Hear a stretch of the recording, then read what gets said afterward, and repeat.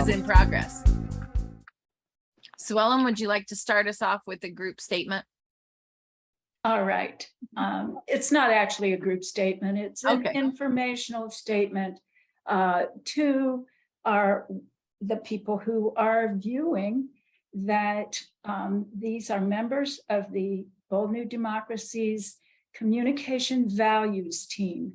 And we're putting together a series of videos around the idea of active citizenship, since the values of Bold New Democracy are designed to promote active citizenship in our community. Karen is going to start us off by talking about the relationship of citizenship with culture. So tonight I'd like to give my definition of culture and the way I look at culture and citizenship. So to me, the nature and meaning of and purpose in life are held by our individual and collective self-understandings. And then culture is a set of traditions compelling individuals to act in certain ways. So we have a self-understanding, and then we have a collective understanding. And to me, that collective understanding, whether it's in an organization, a school, a state, or a nation, is part of our culture, and it's part of who we are and what we do. So people, it seems to me, people would fight for the death for an ideal or for an idea in this country, and we've done that before. We hold our culture to be part of ourselves, and so that's my idea of culture. Maybe Dan could jump in at this point. Sure. Culture is, we have high culture and we have low culture. Culture is everything from, the opera to Superman comics, and everything in between. And as Karen's mentioning, how does culture shape your identity? It's what kind of music you like, what kind of crowd you grow up in, how you dress, your interests, how you spend your time, really. And of course, the reason we're talking is how that has shaped someone's political identity. The basis of your political identity, wouldn't it be great if it was entirely value-based? As long as your values were, in good keeping with our what we take pride in as Americans. But so much of people's political identities now is more shaped the same way your other cultural likes and dislikes and identity is shaped. So, that's what my thoughts are on that. Yeah. You brought in pop culture a little bit, which at my age and stage of life, I've seen a number of pop cultures move through.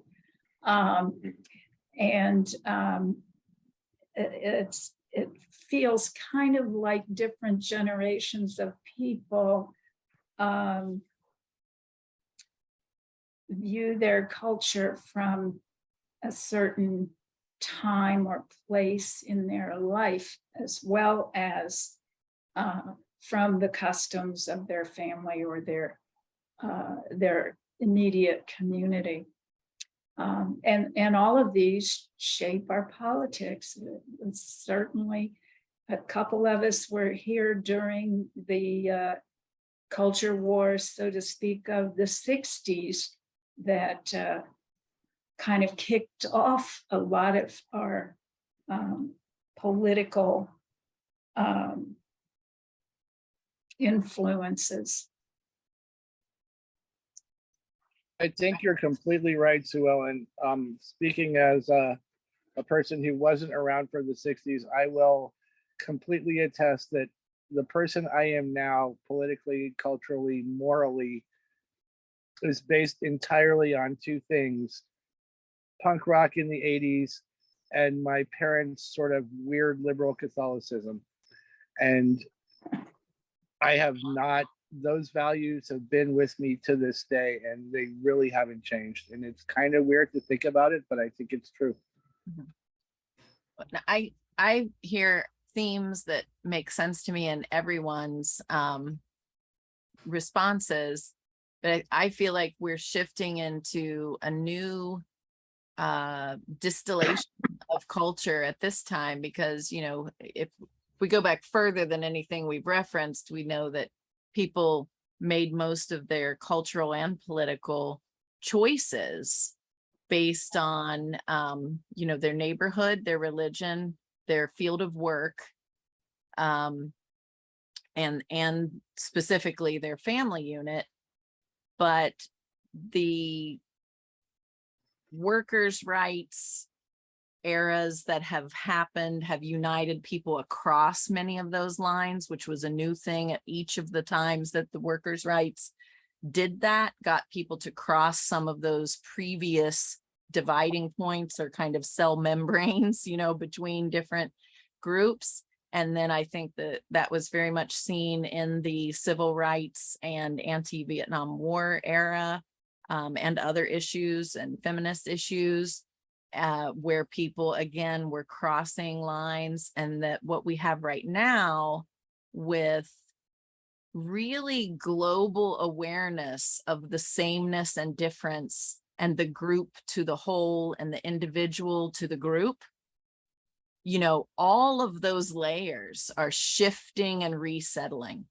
And I think that what we see with Gen Z is that they have the capability to identify with themes that are true for other people that are demographically very, very different from themselves, but they can see that that theme or that concept to them is even more important than some of the other pieces. And so it's like this interesting new revolution of culture that I feel like is out there, and that all of us are experiencing in different ways. But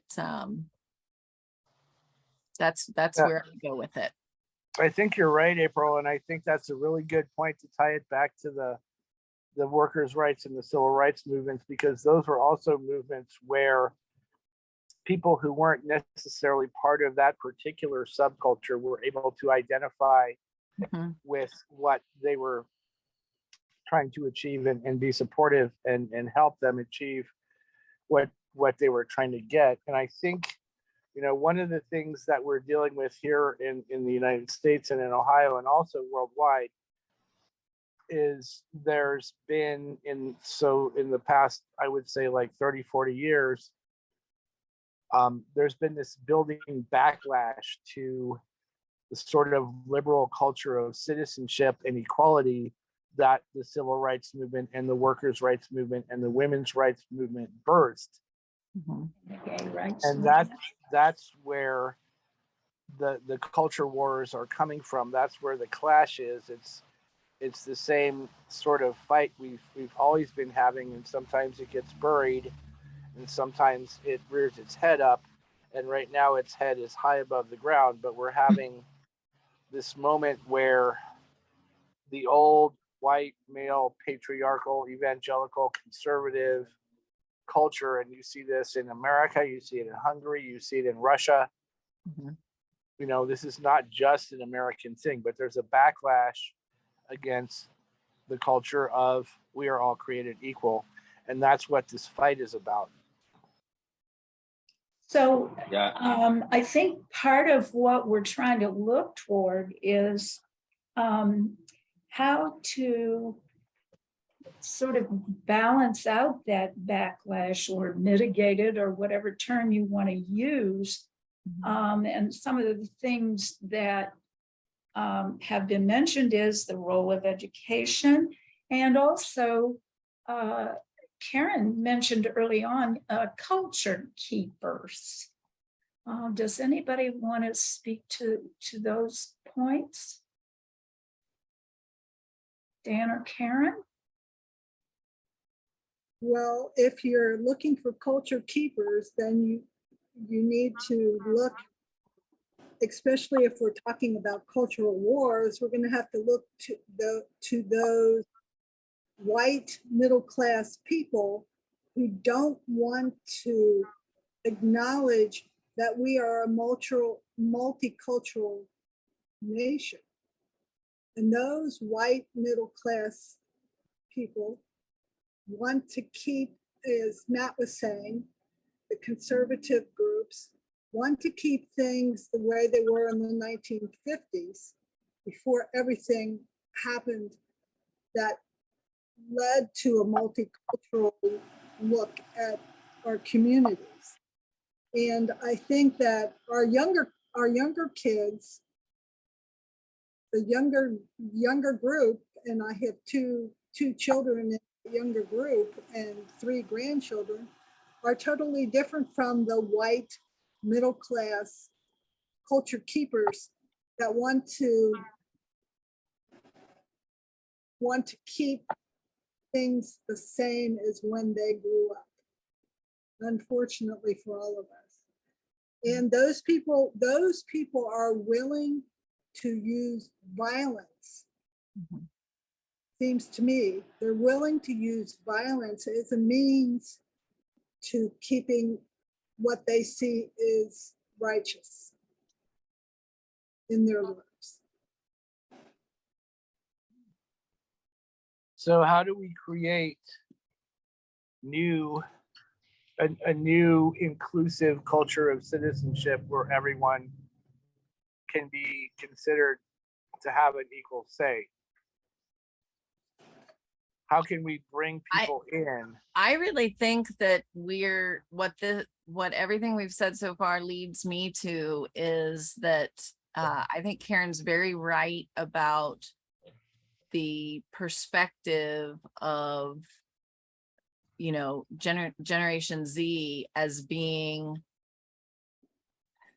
holding a different definition of how rights are defined and how they should be expressed. And the best way that I could put that is that people my parents' generation felt that, like, my parents were very civil rights oriented, but on some level they and their friends believe that because it became law and because they're for it, then that means it happened. And I think that my kids and their friends would say, it doesn't matter if I think my friend has rights. It matters if my friend thinks that they have rights. And so it makes me feel like the way to increase citizenship is to truly appeal to people's sense of helping their best friends. You know, and so we're constantly arguing, why do people vote against their own self-interest? And that's usually because they get tricked, Right. you know. But we also see in real human relationships, frequently people will put up with things they would never let their best friend do. They will stay in marriages they wouldn't let their best friend stay in. They will work hours they wouldn't want their coworker or their sister or brother to do. You know, people will accept kind of worse conditions for themselves sometimes than they would for the people they care about a lot. And so I feel like we need to connect those two things together. Like, you don't have to be an activist, but be a voter at the minimum on behalf of the people that you care about. These issues and things that are happening to them, for them, or not happening to them or for them are related to the vote as a starting point. That's a hugely important point, April. I think we really overlook that when we are thinking about how to engage people, because, like you said, we accept things for ourselves that we would never accept for others. And we are also a very sort of tribal species. And so if you see someone who you consider part of your tribe being mistreated, even if it's not you personally, you're going to be upset about that, and you're probably going to do something about it. And so when we think about how citizenship translates into building a national culture of equality, I think that's a really good point to make, is that you don't have to do this for yourself, but do it for your kids or your mom or your best friend or that guy that likes the same music as you like. Those are connections that are made culturally and not necessarily on the basis of anything that would be quantifiable in any sort of polling data, but they are still true connections, and they're probably more important than any sort of policy similarities in views. I mean, I think the answer to the question of why people vote against their own best interest is because they don't think they are. And because they're voting for their tribe.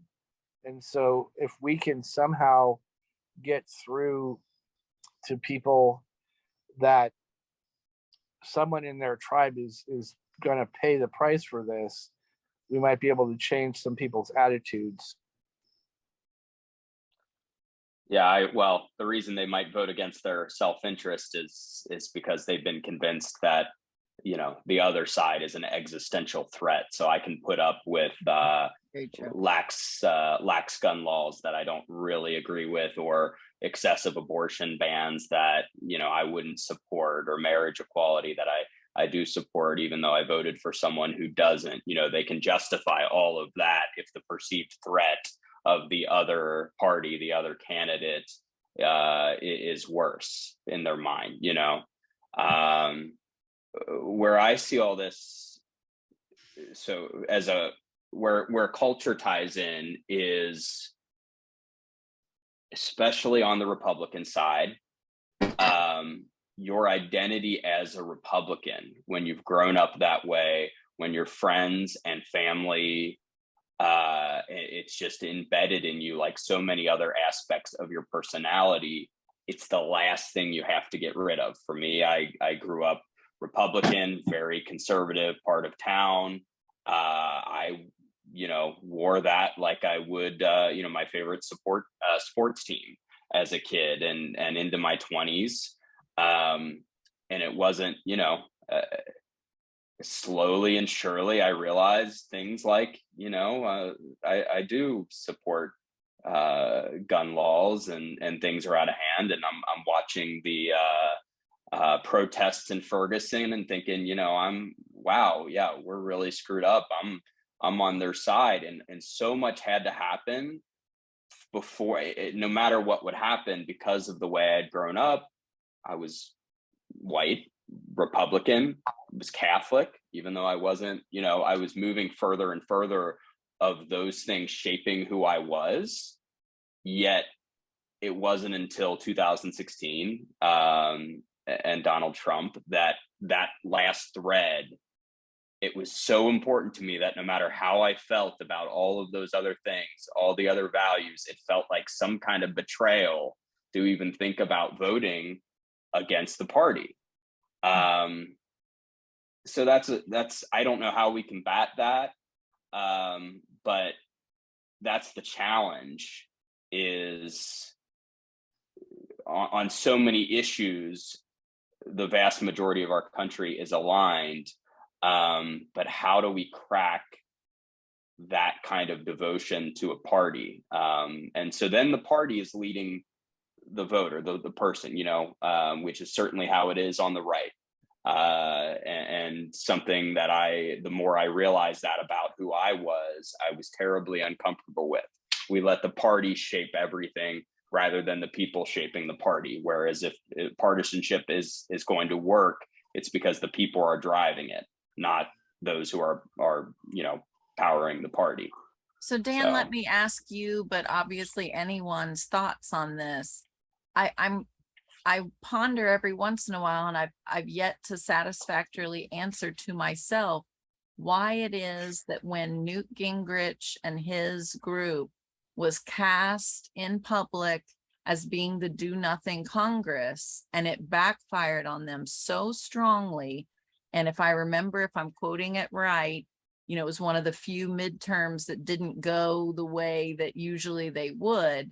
And, you know, Clinton had more, therefore had more bargaining power than he might have. That Congress did more than our current Senate has been willing to do over the last 6 or 8 years. Why is shutting down all the bills about everything that most people, 70%, 80% of people agree on, not a backfiring event for them? Why doesn't that backfire for them now?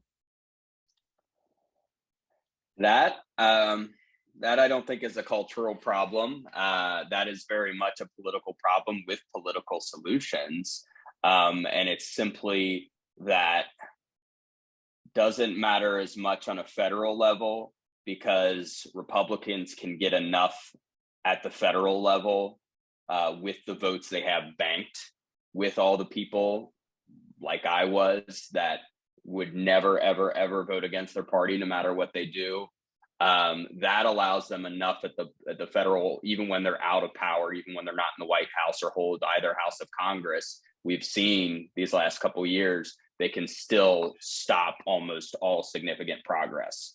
And of course, that is backed at the state level, where they have messed things up so much with extreme gerrymandering that there is just no political accountability whatsoever at the state level, where even activists, you know, have trouble getting involved in state races and things like that. So, yeah, that's a Republican success in just how they've managed to screw everything up, because that's of course a win for them now.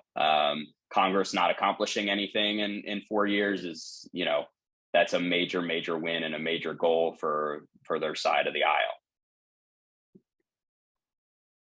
Was that the case in 1998? I don't know. Maybe that's just a sign of how far adrift we are. And I think entirely because they've eliminated accountability for themselves at so many levels. That does not exist on the Democratic side. If Democrats don't, if the people we've elected do nothing, they pay a political price. So how are we going to connect this very tribal, very win for our team kind of culture with the actions of a citizen who has values? We want to kind of pull this together around our initial question about active citizenship and the role of culture in that. I mean, for me, the most important thing we can do as political activists is model what we want. I mean, Karen and I were talking about this a couple of days ago, and one of the most powerful things that I saw coming from the civil rights movement, and also like in a purely cultural standpoint from punk rock people, was modeling the world you wanted to have. And so if you wanted to have a value of inclusivity, you had to actually publicly be inclusive. If you wanted to have a value of freedom of speech, for example, you had to publicly allow that to happen.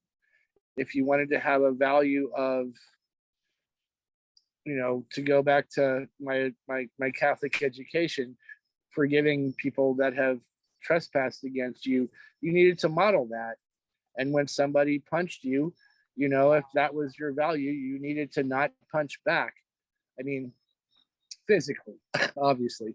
But, you know, I think the most important thing we can do as political activists to invite those people like Dan used to be into our side, because I am not willing to compromise with fascism, is we need to model being inviting and say, we are not out here to destroy your culture. We just don't want you to impose it on us. You are welcome to join in a culture of citizenship and equality without giving up any of your personal beliefs, as long as you accept ours. And I think the problem, and we see this in American history time after time, you see it in the Civil War era, you see it in Reconstruction, you see it now, you saw it in the 60s. When there's these backlashes that rise up, it's because conservatives are not willing to accept cultural changes in favor of inclusivity. And when people like John Lewis and MLK modeled acceptance and saying we are all equal, and that means all of us, you know, they gained popularity and support. And in MLK's case, it came 10 years after his death, but it still came. And that is, in my opinion, the best way to invite people in without compromising our principles. The other thing that I wish that we could understand is that we are in a war situation. We are in a cultural war with people who are ideologically different and want that ideological truth that they think is theirs to be everybody. Just like you said, Matt, they want their truth to be our truth. And we need, it seems to me, we need a myth of our own. What's our myth? You know, if you think about the founding fathers, they had the myth of freedom. Can that be our myth? Yeah, and can we define freedom in certain ways? The other thing is, let's let the young people do it. Let's vote them in.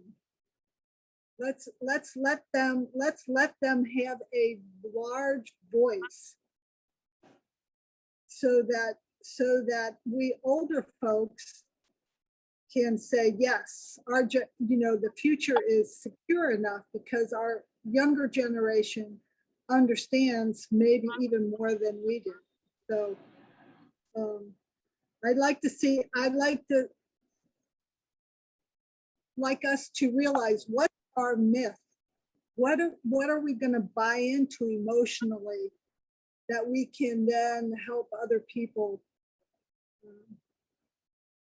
I would say, Karen, and this goes back to Lincoln and the civil rights movement, but I think it's just literally four or five words. All people are born in equality. It goes back to the Declaration. If you do not accept that as a true statement, you are not going to buy into anything else. But that is the most powerful 4 or 5 words in American history. And if we run our lives on that, that's where we're going to get support, in my opinion. And to tie that beyond just equality, specifically when it comes to democracy, every vote should count the same. How can someone disagree with that statement? Every American vote should count the same. But if you think about it for 2 seconds, of course, that's not true. And great political forces are constantly fighting against that notion. Everything we do, every person we should elect should be working to achieve something closer to that. And part of our culture as activists,